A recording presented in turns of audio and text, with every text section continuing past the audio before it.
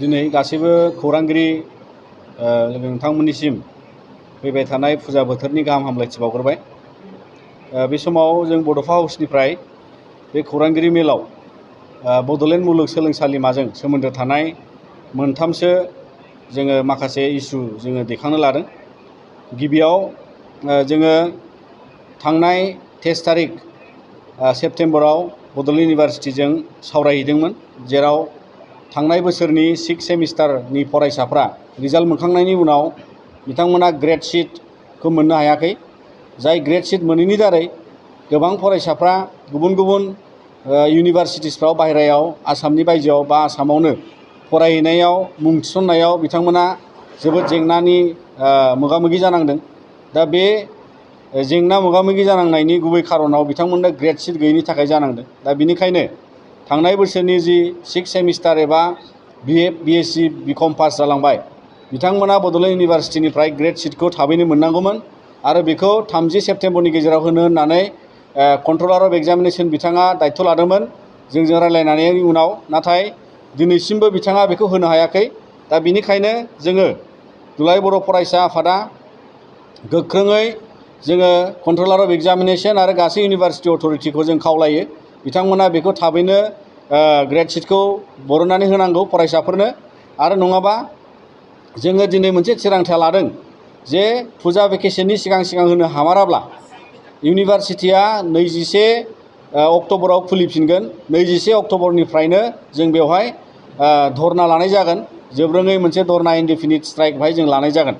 दा बेजों सोमोन्दो लाखिनानै जोङो जाहाथे रावबो फरायसाया बेबायदि ग्रेड शीट मोनैनि बा रिजाल्टखौ लानानै खेलिमेलि जानानै जाहाथे रावबो जेबो खहा जानाङा सोलोंथाइ लानायाव, बेखौ जोङो खावलायो। नैथिया जाबाय जे नैबे सोलिफु बोसोराव एडमिशन सोलिबाय थानाय पस्ट ग्रेजुवेट जि बड'लेण्ड इउनिभार्सिटिनि सिङाव बा बड'लेण्ड इउनिभार्सिटिया एडमिशनखौ सोलिबाय थानानै दिनैसिम एडमिशना फ्राय जोब्बाय। नाथाय जोङो मिथिबाय जे गोबां फरायसाफ्रा थांनाय बोसोर आरो देग्लाय बोसोराव बायजोनि इउनिभार्सिटिसफ्राव बायदि कभिडनि सिटुवेशन लोगोसेयै बायदि थासारियाव बिथांमोनहा एडमिशन मोनहैनो एबा फरायहैनो हायाखै। बिनिखायनो जायगायाव दिनै बांसिनै फरायनो थाखाय गोसो जानाय एबा बांसिन फरायसा जों नुनो मोन्दों। दा बिसिनि थाखाय जोङो खावलायदोंमोन इउनिभार्सिटिखौ एबसुनिफ्राय जे बिथांमोना 30% मोनफ्रोमबो डिपार्टमेन्टआव सिट एबा इनटेक केपासिटिखौ बारायनांगौ। दा दिनै जों मिथिनो मोनबाय मैयासिमाव जे माखासे डिपार्टमेन्टनिफ्राय बिथांमोना नेगेटिभ रेसपन्स होनायनि थाखाय दिनै सिट बारायनाय जानाय नंला होननानै जों मिथिनो मोन्दों। नाथाय जों बेखौनो खावलायगोन जे इउनिभार्सिटिया बड'लेण्ड सोमावसारनायनि उनाव एबा बड'लेण्ड ओनसोलाव बियो माने गासै गोब्राब बर'फोरनि सोमावसारनायनि उनाव मोननाय मोनसे इउनिभार्सिटि बड'लेण्ड इउनिभार्सिटिया बिटिआर ओनसोलाव आरो लवार आसामाव। दा बिनिखायनो जों खावलायो जाहाथे रावबो फरायसाया बेयाव फरायनो जाय मोननांगौ सुजुग सुबिदा मोननायनिफ्राय रावबो बन्सित जाया। आरो दिनै जों बेखौनो सानदों जे बे प्रफेसार एबा एसिस्टेन्ट प्रफेसार बिथांमोननि इन्टारेस्टआव इउनिभार्सिटि ना फरायसाफोरनि थाखाय इउनिभार्सिटि। दा बिनिखायनो बिथांमोना अबजेक्सन होबानो जे सिट बारायनो हानाय नङा, बियो जोबोद दुखुनांथाव। आरो बिनिखायनो जोङो इउनिभार्सिटि अथरिटिखौ सानफिननो थाखाय खावलायदों जाहाथे थाबैनो माखासे बा गासै डिपार्टमेन्टआव 30% एबा 30% सिटखौ बारायनानै माखासे फरायसाफोरखौ आरोबाव फरायनो मोननायनि खाबु होयो, जों बेखौ खावलायबाय।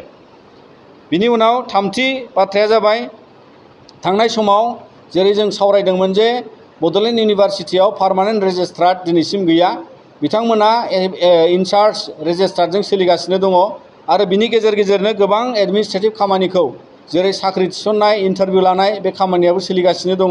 दा नाथाय जोङो बेखौनो खावलायदों जे थाबैनो पार्मानेन्ट रेजिस्ट्रार इउनिभार्सिटियाव थिसननांगौ आरो बेयाव जोङो मानगोनां आसामनि गभर्नर एबा इउनिभार्सिटिनि चेन्सेलर बिथां आरो लोगोसेयै आसामनि चिफ मिनिस्टार बिथांखौबो जों खावलायो जाहाथे बेयाव बिथाङाबो इन्टारभेन खालायनांगौ आरो बे राहाखौ लानानै थाबैनो इउनिभार्सिटिनि थाखाय रेजिस्ट्रार सासे थिसननायनि राहाखौ लानांगौ, बेखौ जोङो खावलायो।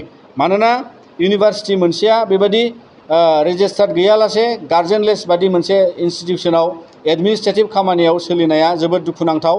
दा बिनिखायनो जोङो स्पष्ट जे दुलाराय बर' फरायसा आफादा थाबैनो बेयाव पार्मानेन्ट रेजिस्ट्रार मोननायखौ जों हास्थायो आरो इयुन समाव जों गासै बे थासारिखौ लानानै जाहाथे इउनिभार्सिटिया फरायसाफोरनि सोलोंथाइ एबा गुन गोनां गोजौ थाखोनि सोलोंथाइ लानायाव जाहाथे मोजां मोनसे खाबु होनो हानाय फसंथान जायो आरो बेखौ नोजोर बोनानै बयबो फरायसानि इन्टारेस्टआव गासै फरायसाफोरनि जौगानायनि थाखाय खामानि मावनायाव जों दुलाराय बर' फरायसा आफादा अरायसम नोजोर लागोन आरो फैबाय थानाय समाव बे गासै माखासे जेंनाया सुस्रांजानांगौनि थाखाय एबा फोजोबजानांगौनि थाखाय जोङो सावरायनायनि गेजेरजों आरो बेजों जायाखैबा दिनै जोङो बेयावहाय धरना एबा मोनसे सोमावसारनाय हाबाफारि लानानैबाबो जोङो जुजिलांगोन।